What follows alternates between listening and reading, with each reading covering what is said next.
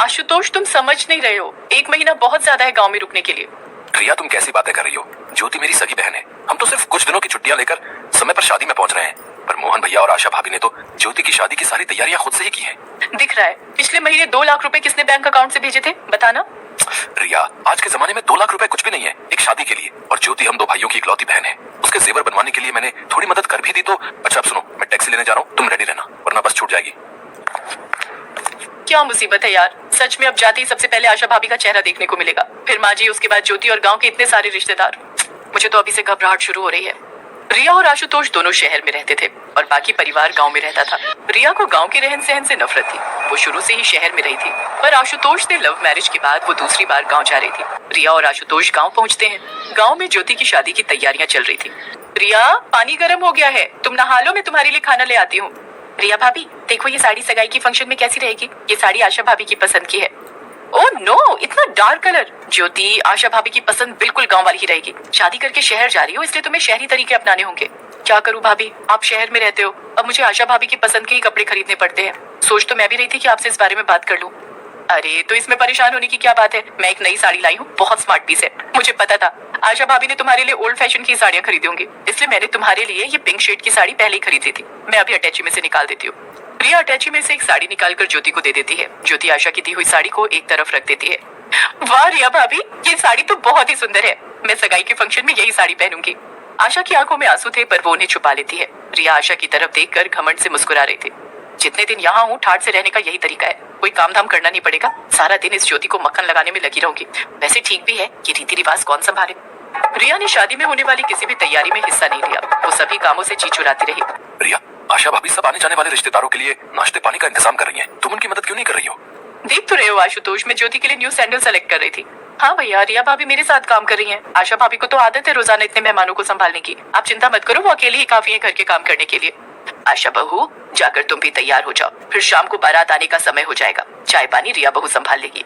माँ जी, रिया ज्योति के साथ है, वो उसकी तैयार होने में मदद कर रही है। जब से आई है कोई काम धंधा नहीं किया, जब देखो कमरे में फालतू कामों में लगी रहती है। तैयार करने वाली तो आई हुई है, इसने कौन सा तैयार करना है। ज्योति, ये तुम्हारे सैंडल मेरे कमरे में ही रखे थे, मैं दूसरे कामों में व्यस्त हो जाऊंगी, तुम्हें तैयार भी होना है, अपने पास ही रख लो, पहन लेना। भाभी, ये ओल्ड फैशन के सैंडल आप ही रखो, मैंने ज्योति को ऊंची हील वाली बढ़िया सैंडल दे दिए है। ज्योति की हाइट कम है, इन ऊंची हील वाले सैंडल में लंबी लगेगी। अब हमारी ननद शहर की होने वाली है। हाँ आशा भाभी, मैं यही सैंडल पहनूंगी, इनकी हील ऊंची है। आशा बेचारी क्या ही बोलती, वो सारे मेहमानों की देखभाल कर रही थी। पर मजाल है कि रिया ने एक बार भी आकर किसी काम में उसकी मदद की हो। बारात आने का समय हो रहा था, सब लोग तैयार हो चुके थे।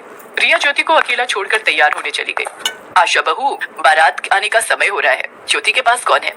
माँ जी, रिया ज्योति के पास बैठी है। माँ, बारात आ गई है। माँ जी, आप बुआ जी के साथ चलो, मैं आरती की थाली लेकर आती हूँ। सब लोग बारात के स्वागत में लग जाते हैं। कैसे देहाती लोग हैं, इतनी सस्ती पार्लर वाली बुलाई, मेरा तो पूरा मेकअप ही खराब कर दिया। अब जल्दी से ज्योति के कमरे में जाती हूँ। रिया वापस ज्योति के कमरे में जाती है। रिया, बारात आ गई है, ज्योति को तुम ले आओ, मैं आरती की थाली लेकर जा रही हूँ।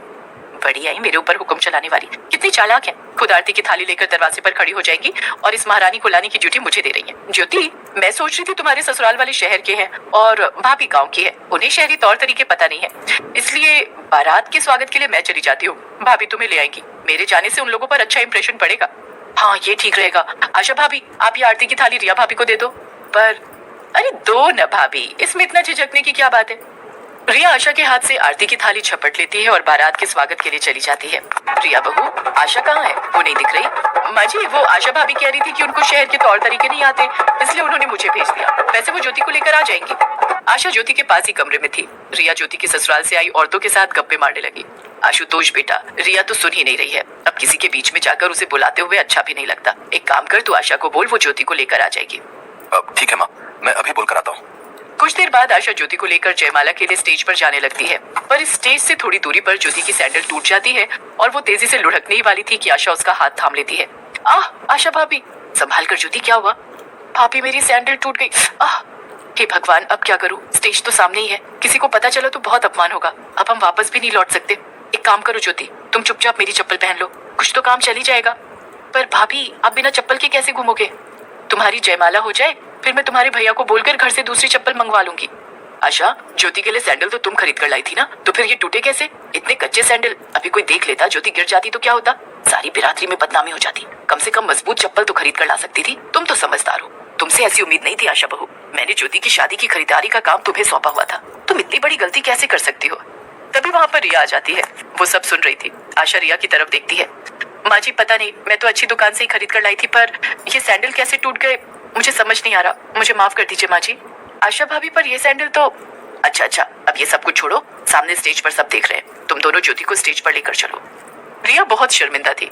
उसके कारण आज ज्योति की इंसल्ट हो सकती थी, पर आशा ने सब कुछ संभाल लिया। जयमाला के समय आशा ने पैरों में चप्पल नहीं पहनी हुई थी, पर साड़ी लंबी होने के कारण उसके पैर छुप गए, इसलिए किसी को इस बात का पता नहीं चला। कुछ देर बाद मोहन घर से दूसरी चप्पल ले आता है और आशा वो चप्पल पहन लेती है।